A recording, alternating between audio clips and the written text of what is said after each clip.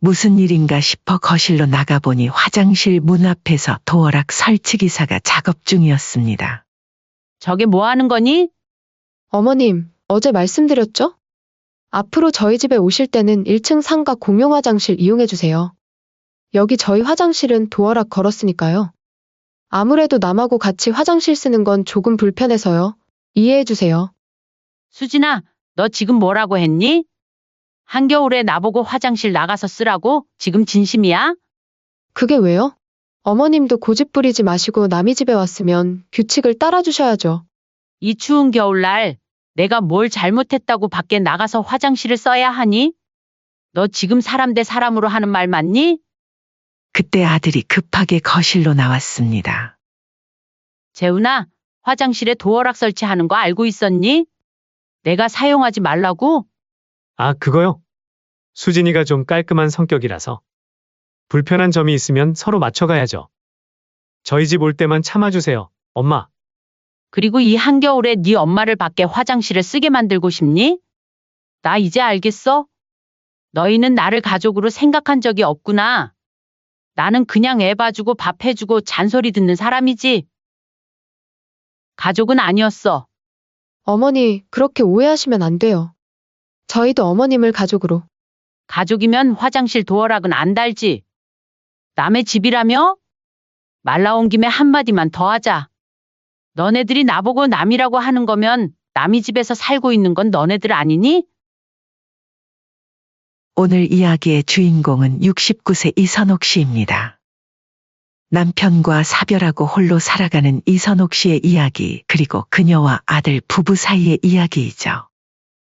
선옥 씨는 출근길에 걸려온 아들의 전화를 떠올리며 쓴웃음을 지었습니다. 엄마, 오늘은 좀 힘들 것 같아. 수진이가 피곤해서. 이번 주에만 벌써 3번째 취소된 약속이었습니다. 아들 김재훈이 결혼한 지 3년이 지났지만 선옥 씨는 아직 한 번도 자식 집에 가본 적이 없었죠. 선옥 씨는 벽에 걸린 달력을 바라보았습니다. 빨간색으로 동그라미 쳐진 날짜에는 재훈이네 집이라고 적혀 있었습니다. 이제는 지워진 글씨로 가득한 달력이었습니다. 아들이 살고 있는 집은 선옥 씨가 평생 모은 돈과 남편의 퇴직금을 털어 마련해준 신혼집이었습니다. 당연히 본인 명의였지만 실질적으로는 아들 부부를 위한 결혼 선물이었죠. 어머니, 감사합니다. 정말 과분한 선물이에요. 결혼식 날 며느리 정수진이 두 손으로 공손히 인사를 했던 모습이 아직도 생생했습니다. 그때는 며느리의 얼굴에서 진심을 느꼈다고 생각했습니다. 하지만 세월이 지날수록 그 표정에 진심이 있었는지 점점 의심스러워졌죠. 재훈아, 이번 주말에 같이 식사나 좀 할까? 아, 엄마, 수진이가 아직은 불편해해요. 처음에는 이해했습니다. 며느리가 시어머니의 간섭을 부담스러워할 수 있다고, 시간이 필요하다고 스스로를 위로했습니다. 하지만 명절에도, 생일에도, 심지어 아플 때도 선옥 씨는 초대받지 못했습니다. 동네 친구들은 며느리가 해준 밥자랑, 손주 자랑을 늘어놓는데 선옥 씨는 할 말이 없었죠. 우리 며느리가 된장찌개를 그렇게 잘 끓인다니까. 우리 아들네는 주말마다 나 오라고 난리야. 손주가 할머니 보고 싶다고.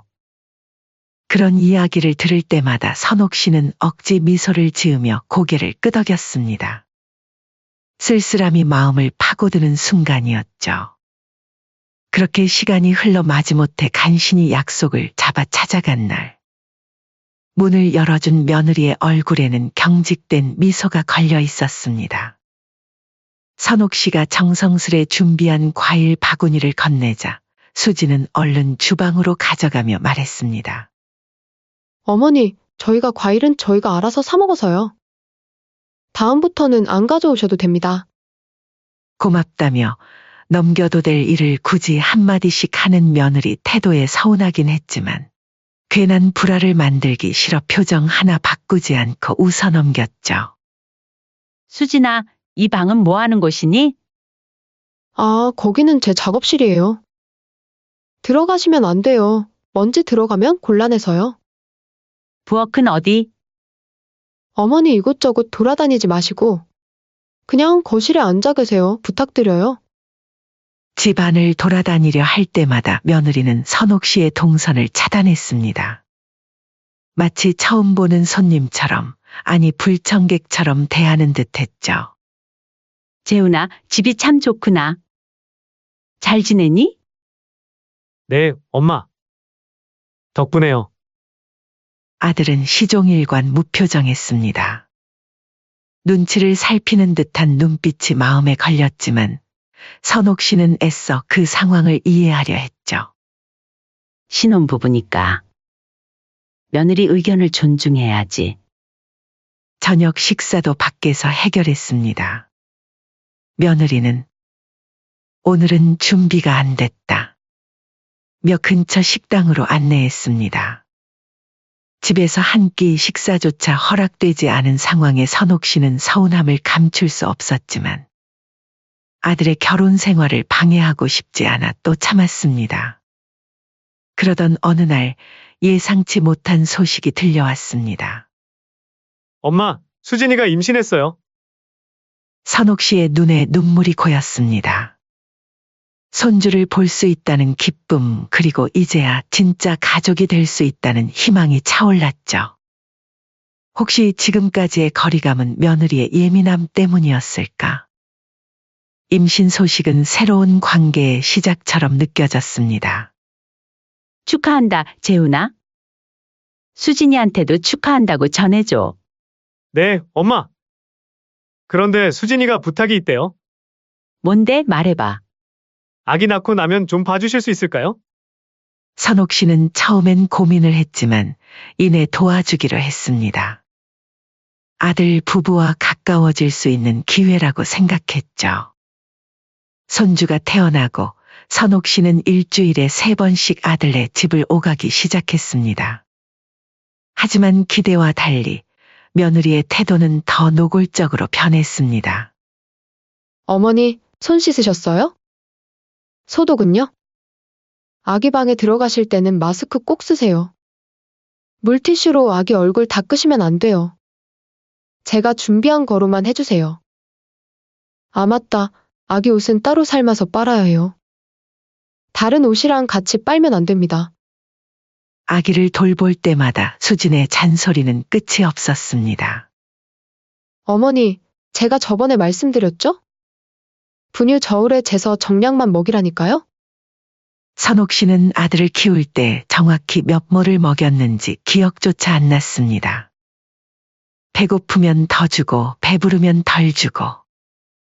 그렇게 키워도 아들은 건강하게 자랐는데 지금은 모든 것이 숫자와 규칙으로 가득했죠. 요즘 애들은 뭐 이렇게까지 한다니. 어머, 어머님도 참, 요즘 다들 이렇게 해요.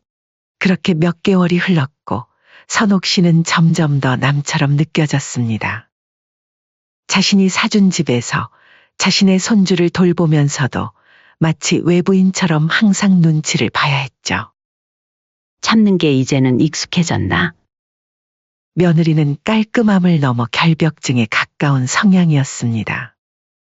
문제는 그 깔끔함이 선옥 씨에게만 특별히 적용되는 듯했죠. 어머니, 오셨어요? 며느리는 선옥 씨가 오면 반갑다는 말은 하지만 눈은 선옥 씨의 손과 옷을 검사하듯 훑었습니다. 마치 무언가 묻혀올까 걱정하는 듯한 그 시선이 날카롭게 느껴졌죠. 은우 자고 있어요. 깨우지 마시고 조용히 있어주세요. 선옥 씨가 막 현관문을 열자마자 던지는 말이었습니다. 인사도 제대로 나누기 전에 이미 주의사항부터 전달하는 며느리의 태도에서 환영받지 못함을 느꼈습니다. 아, 어머니 또 까먹으셨나 보다. 손 좀 씻고 오세요. 여기 손소독제도 있으니까 같이 해주시고요. 선옥 씨는 이미 집에서 깨끗이 씻고 왔지만 묵묵히 화장실로 향했습니다. 화장실 거울 앞에서 자신의 얼굴을 바라보며 참자, 또 한 번만 더 참자라고 중얼거렸죠. 그리고 돌아와 소파에 앉으려는데 며느리가 다시 말했습니다. 어머니, 그 자리 말고 저쪽에 앉아주시겠어요? 그 자리는 은우가 앉는 자리예요. 선옥 씨는 이제 참기로 했던 마음이 슬슬 흔들리기 시작했습니다. 수진아, 소파가 이렇게 넓은데 꼭 자리를 정해야 하니? 좀 불편한데? 어머니, 은우가 자기 자리에 앉는 습관을 들이고 있어서요. 아이 교육상 중요해요. 그래? 내가 볼 땐 그렇게까지 꼭 정할 필요가 있나 싶은데. 어머님은 옛날 방식대로 키우셔서 잘 모르실 거예요. 누구는 애기 안 키워봤니? 그렇게 일일이 다 말 안 해줘도 알아서 잘할 수 있다. 경험도 좋지만 요즘은 육아 전문가들이 연구한 방법대로 하는 게 좋다고 해요. 그렇게 며느리와 티격태격하는 일이 늘어갔습니다. 선옥 씨가 화장실을 사용한 후 나오자 며느리가 슬쩍 들어가 무언가를 닦는 소리가 들렸습니다. 그 소리에 선옥 씨의 자존심은 또 한 번 상처받았죠. 수진아, 내가 화장실 더럽게 썼다 생각해서 그러니? 아니에요. 그냥 습관적으로 청소하는 거예요. 신경 안 쓰셔도 돼요. 나 나온 직후에만 그러는 것 같은데? 며느리는 당황한 표정으로 변명했습니다. 아, 그게. 저는 원래 깔끔한 성격이라 아시잖아요. 선옥 씨는 더 이상 묻지 않았습니다. 그러던 어느 날 한겨울에 선옥 씨의 집 보일러가 고장났습니다. 기사가 와서 확인해 보니 부품을 교체해야 했고 주말이 껴있어 수리는 빨라야 3일, 길면 5일이 걸린다고 했죠. 이렇게 추운데 어떡하지? 선옥 씨는 고민 끝에 아들에게 전화를 걸었습니다. 재훈아, 우리 집 보일러가 고장났어. 수리하는데 며칠 걸린대. 며칠만 너네 집에서 묵으면 안 될까? 저는 상관없는데 수진이가 싫어할 텐데. 조금은 곤란하네요. 그렇다고 한겨울에 보일러도 없이 잘 수는 없잖니. 일단 알겠어요. 엄마 제가 한번 얘기해 볼게요.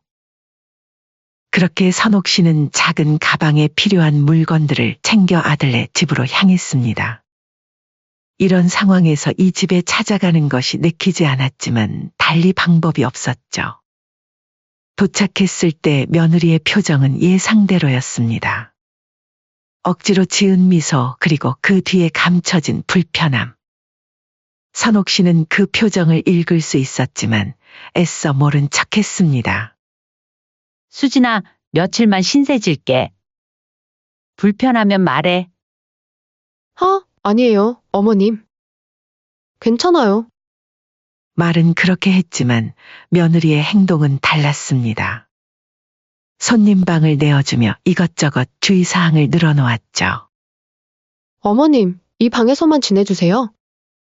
우리 방이랑 은우 방은 출입하시면 안 돼요. 그래, 알았어. 그리고 화장실은 손님용 화장실만 써주세요. 응? 여기 화장실 하나 더 있었나? 1층 상가 화장실 이용하시면 될 것 같아요. 상가? 밖에 있는 화장실 쓰라는 애기니? 농담이지? 뭘 그렇게까지 유난을 떨면서 써야 하니 며칠만 좀 참아주거라. 금방 나갈게. 첫날 밤 선옥 씨는 조심스레 발을 구르며 잠이 들었습니다. 그리고 다음 날 아침 이상한 소리에 잠에서 깼습니다. 무슨 일인가 싶어 거실로 나가보니 화장실 문 앞에서 도어락 설치기사가 작업 중이었습니다. 깜짝 놀란 선옥 씨가 물었습니다. 저게 뭐 하는 거니? 며느리는 태연히 말했습니다. 어머님, 어제 말씀드렸죠? 앞으로 저희 집에 오실 때는 1층 상가 공용 화장실 이용해 주세요. 여기 저희 화장실은 도어락 걸었으니까요. 아무래도 남하고 같이 화장실 쓰는 건 조금 불편해서요. 이해해 주세요. 선옥 씨는 한순간 귀를 의심했습니다.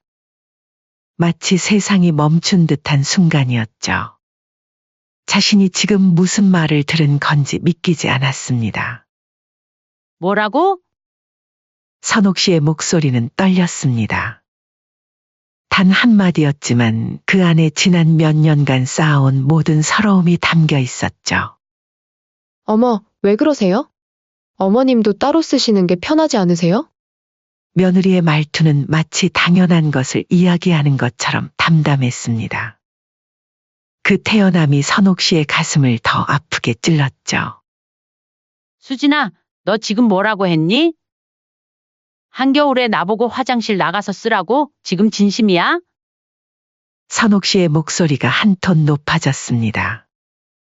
더 이상 참을 수 없는 분노가 치밀어 올랐죠. 며느리는 지그시 눈을 뜨고 말했습니다. 그게 왜요? 어머님도 고집 부리지 마시고 남의 집에 왔으면 규칙을 따라주셔야죠. 선옥 씨의 얼굴에 서서히 분노가 번졌습니다. 그동안 참아왔던 모든 감정이 한순간에 폭발하기 시작했죠. 밖에 공용 화장실 있어요. 멀지도 않잖아요. 며느리의 무심한 대답에 선옥 씨는 더욱 화가 났습니다.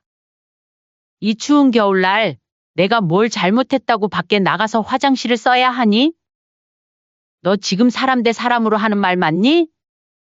며느리는 잠시 당황했지만 금세 표정을 가다듬었습니다. 어머니, 너무 예민하게 받아들이시네요. 저희 방식이 있는 거예요. 저희도 어머님 집에 가면 어머니 규칙에 따르면 되잖아요. 그때 아들이 급하게 거실로 들어왔습니다. 높아진 목소리에 깨어난 듯했죠. 무슨 일이에요? 왜 이렇게 시끄럽죠? 재훈아, 화장실에 도어락 설치하는 거 알고 있었니? 내가 사용하지 말라고? 아들은 어색하게 웃으며 말했습니다. 아, 그거요? 수진이가 좀 깔끔한 성격이라서. 불편한 점이 있으면 서로 맞춰가야죠. 저희 집 올 때만 참아주세요, 엄마. 그래, 너답다. 내 엄마는 참기만 하다 늙었지? 내가 너 키울 때 단 한 번이라도 네가 이런 식으로 서운하게 했으면 진작에 등 돌렸을 거다. 선옥 씨의 목소리가 떨렸습니다. 울음을 참으려 애쓰는 모습이 역력했죠. 아들은 당황한 표정으로 어머니를 바라보았습니다. 엄마, 그런 말씀 마세요. 이해해주세요. 수진이 스타일이 워낙 깔끔해서. 깔끔? 그게 깔끔한 거니? 나를 더러운 사람 취급하는 게? 그리고 이 한겨울에 네 엄마를 밖에 화장실을 쓰게 만들고 싶니? 며느리는 말을 아끼며 시선을 피했습니다. 하지만 선옥 씨의 울컥한 감정은 이미 돌이킬 수 없을 만큼 커져 있었습니다. 나 이제 알겠어? 너희는 나를 가족으로 생각한 적이 없구나. 나는 그냥 애 봐주고 밥 해주고 잔소리 듣는 사람이지. 가족은 아니었어. 선옥 씨의 목소리에는 평생 처음 느끼는 결단이 담겨 있었습니다. 더 이상 물러설 곳이 없다는 비장함이었죠. 어머니, 그렇게 오해하시면 안 돼요. 저희도 어머님을 가족으로. 거짓말 그만해. 가족이면 화장실 도어락은 안 달지. 남의 집이라며? 말 나온 김에 한마디만 더 하자. 너네들이 나보고 남이라고 하는 거면 남의 집에서 살고 있는 건 너네들 아니니? 선옥 씨의 말에 금세 방안이 쥐죽은 듯 조용해졌습니다. 엄마, 무슨 말씀을? 재훈아, 내가 결혼할 때 이 집에서 살게 해준 건 내 가정이 편하게 살라고 그런 거였어. 하지만 이렇게 될 줄은 몰랐다. 선옥 씨는 천천히 자리에서 일어났습니다. 몸은 떨렸지만 눈빛은 단단했죠. 그리고 말없이 돌아서서 방으로 들어가 짐을 싸기 시작했습니다. 그 모습에 아들도 며느리도 더 이상 아무 말도 하지 못했습니다. 엄마, 어디 가세요? 밖에 길바닥도 얼었는데. 내가 걱정할 사람 아니야. 내 아내나 걱정해. 선옥 씨는 단호하게 대답했습니다. 짐을 다 싸고 현관으로 향했죠. 아들이 허둥지둥 뒤따라왔습니다. 엄마, 화내지 마세요. 우리가 잘못했어요. 도어락 당장 떼겠습니다. 늦었다, 재훈아. 내가 진작 깨달았어야 했는데. 이 집에서 나는 손님이었구나. 아니, 손님보다도 못한 사람이었어. 엄마, 이제 와서 그런 말 듣고 싶지 않다. 몇 년 동안 느낀 서러움이 하루아침에 없어질 것 같니? 선옥 씨는 현관문을 열었습니다. 차가운 겨울바람이 얼굴을 때렸지만 마음은 오히려 단단해졌죠. 어디 가실 건데요? 어머니? 호텔 예약해 드릴게요. 며느리의 말에 선옥 씨는 차갑게 웃었습니다. 걱정 마. 내 집이 따로 있으니까. 내 명의로 된 집. 그 말을 남기고 선옥 씨는 집을 나섰습니다. 눈이 내리는 밤거리를 걸으며 쉬이 진정되지 않는 마음을 달래려 했죠. 전화기가 계속 울렸지만 선옥 씨는 받지 않았습니다. 호텔에 체크인한 선옥 씨는 그날 밤 한숨도 자지 못했습니다. 그동안 자신이 어떻게 살아왔는지, 왜 그렇게 참고 살았는지 생각했죠. 아들을 위해서였을까?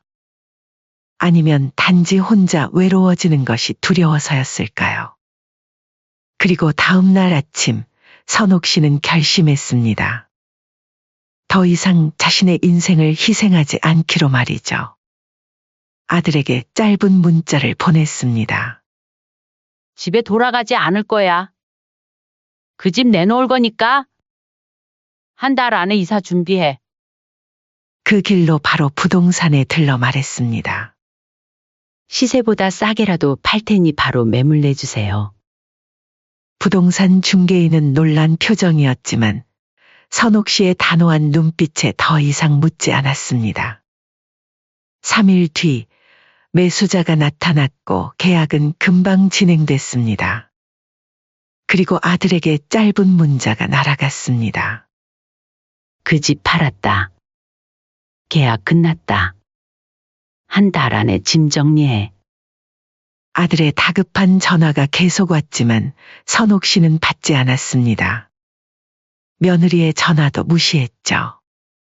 이제는 자신의 삶에 집중하고 싶었습니다.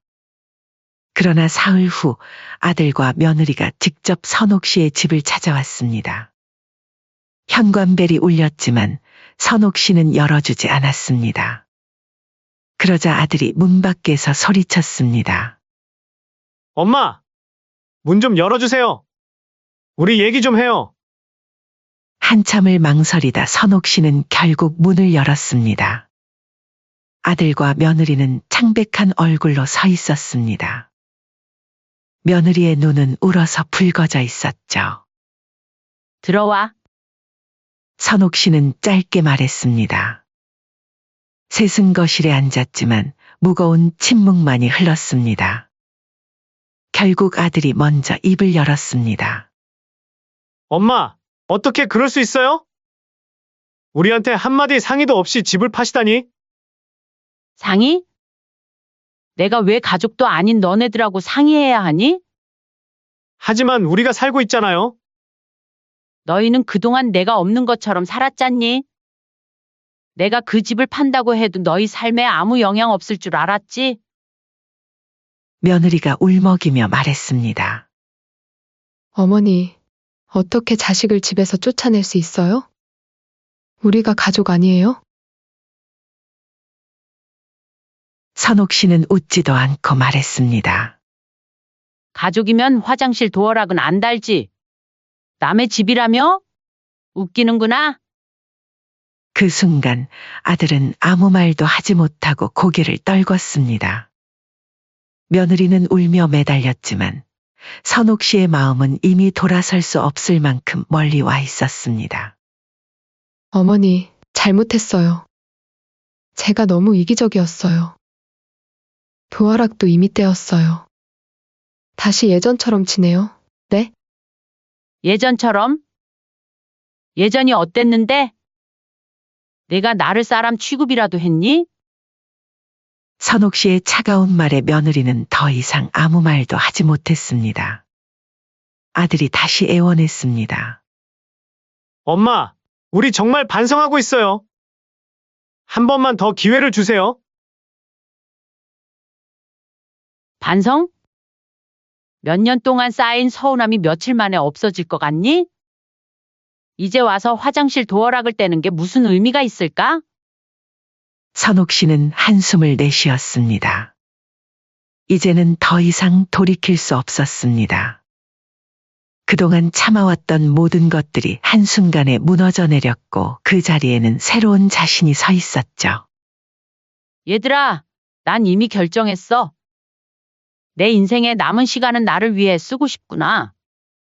어머니, 아들 부부의 눈에 눈물이 고였습니다. 뒤늦게 자신들의 잘못을 깨달은 듯 했지만 이미 때는 늦었습니다. 선옥 씨는 단호했습니다. 이제 돌아가. 계약금은 다음 주에 변호사를 통해 보낼게. 아들과 며느리는 더 이상 할 말을 찾지 못했습니다. 결국 둘은 고개를 숙인 채 집을 나섰고 선옥 씨는 문을 닫았습니다.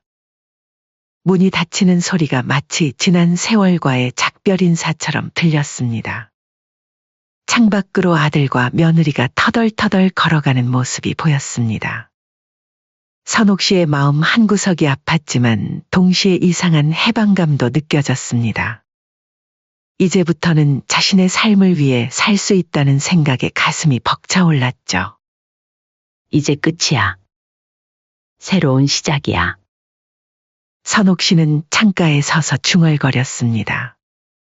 겨울바람이 창문을 두드렸지만 선옥 씨의 마음은 어느 때보다 따뜻했습니다. 부동산 매각 대금이 통장에 입금된 날, 선옥 씨는 평소와 다르게 일찍 일어났습니다. 거울 속 자신의 모습을 오랫동안 바라보았죠. 아들 뒷바라지 하는 동안 세월이 흘러 주름이 진 얼굴이었지만 눈빛만은 어느 때보다 맑고 단단했습니다. 이제 정말 내 인생을 살 차례구나. 선옥 씨는 오래전부터 꿈꿔왔던 바닷가 근처의 집들을 검색하기 시작했습니다. 늘 도시에서만 살아왔지만 항상 바다가 보이는 집에서 살고 싶다는 소망이 있었죠. 하지만 아들 교육과 결혼 비용 그리고 아파트 구입으로 늘 미뤄왔던 꿈이었습니다. 일주일 후 선옥 씨는 바닷가 마을의 작은 단독주택을 보러 갔습니다. 부동산 중개인을 따라 집 안으로 들어서는 순간 창문으로 보이는 푸른 바다에 가슴이 뛰었습니다. 여기가 안방이고요. 창문 열면 바다가 바로 보입니다. 소리도 들려요. 정말 좋네요. 선옥 씨는 집 안을 천천히 둘러보았습니다. 방 3개의 거실, 주방이 있는 아담한 집이었죠. 크기는 서울 아파트보다 작았지만 온기가 느껴졌습니다. 무엇보다 화장실이 깨끗했고 바닥엔 온기가 돌았습니다. 이곳으로 하겠습니다. 그렇게 선옥 씨는 새 집을 구입했습니다. 서울 아파트를 판 돈의 절반만 써도 충분했죠. 남은 돈은 노후 자금으로 따로 저축했습니다. 이사날 선옥 씨는 혼자서 짐을 정리했습니다. 오랜 세월 모아온 물건들을 하나씩 들여다보며 필요한 것과 아닌 것을 구분했죠. 사진첩을 넘기다 아들의 어린 시절 사진들이 나왔습니다. 잠시 가슴이 아팠지만 선옥 씨는 단호하게 몇 장만 남기고 나머지는 상자에 넣었습니다. 과거는 과거일 뿐이야. 새 집에 도착한 첫날 밤, 선옥 씨는 잠들기 전 바다가 보이는 창가에 앉았습니다. 파도 소리가 귓가에 울렸죠. 처음으로 완전히 자신만을 위한 공간이었습니다. 아들에게서 전화가 몇 번 더 왔지만 선옥 씨는 짧게 대답할 뿐이었습니다. 새 집 주소도 알려주지 않았죠. 아직은 완전한 단절을 원했기 때문입니다. 상처가 아무는 시간이 필요했습니다. 엄마, 정말 우리 만나지 않을 거예요? 지금은 그게 좋겠다. 재훈아. 시간이 필요해. 그래도 손주는 보고 싶지 않으세요? 손주, 보고 싶지도 않다. 선옥 씨는 차분하게 대답했습니다. 한 달이 지나고 두 달이 지났습니다. 선옥 씨는 새로운 일상을 만들어 갔습니다. 아침마다 바닷가를 산책하고 마을 문화센터에서 그림 교실에 다니기 시작했죠. 평생 한 번도 붓을 잡아본 적 없었지만 이제는 자유롭게 물감을 칠했습니다. 서툴렀지만 즐거웠습니다. 문화센터에서 비슷한 또래의 친구들도 생겼습니다. 함께 차를 마시고 이야기를 나누는 시간이 쌓여갔죠. 아이들 자랑, 손주 자랑이 아닌 자신의 취미와 꿈에 대해 이야기하는 시간이었습니다. 선옥 씨는 그림 실력이 늘었네요. 타고난 소질이 있나 봐요. 아이고, 어디요?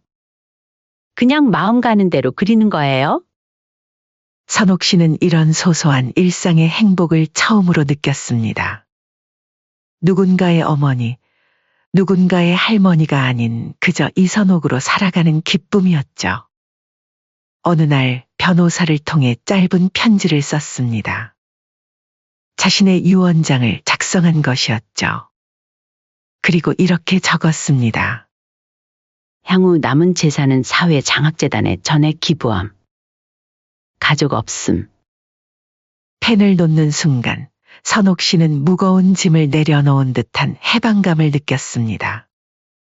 그동안 자신을 올가매던 의무에서 벗어나는 기분이었죠. 6개월이 지난 어느 날 선옥 씨의 집 초인종이 울렸습니다. 예상치 못한 방문객이었죠. 문을 열자 아들이 서 있었습니다. 혼자였습니다. 엄마, 선옥 씨는 잠시 망설이다 문을 열어 아들을 들였습니다. 거실에 앉은 아들은 예전과 달리 초췌해 보였습니다. 어떻게 여기를 알았니? 변호사님께 부탁드렸어요. 꼭 뵙고 싶어서. 아들은 고개를 숙인 채 말을 이었습니다. 엄마, 저 많이 반성했어요. 정말 죄송합니다. 반성? 뭘 반성했는데? 엄마를 가족으로 생각하지 않고 항상 제 편의대로만 생각했던 거요. 엄마가 얼마나 서운하셨을지 이제야 조금 알 것 같아요. 선옥 씨는 아들의 말을 묵묵히 들었습니다. 진심이 느껴졌지만 감정이 크게 흔들리지는 않았습니다. 이미 많은 것을 내려놓았기 때문이었죠. 수진이는? 저희 잠시 떨어져 지내고 있어요. 많은 대화를 나눴는데 서로 맞지 않는 부분이 있더라고요. 선옥 씨는 놀랐지만 크게 동요하지 않았습니다. 그저 고개를 끄덕였을 뿐이었죠. 엄마, 다시 한 번만 기회를 주세요. 제가 이제 잘할게요.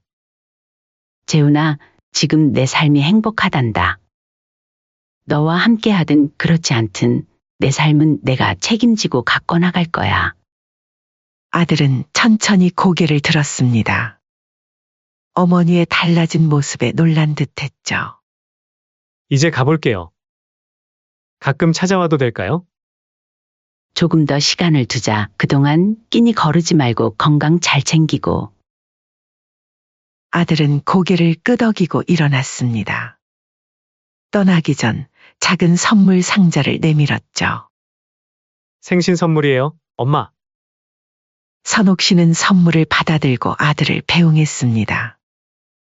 문이 닫히고 혼자가 된 거실에서 선물 상자를 열어보았습니다.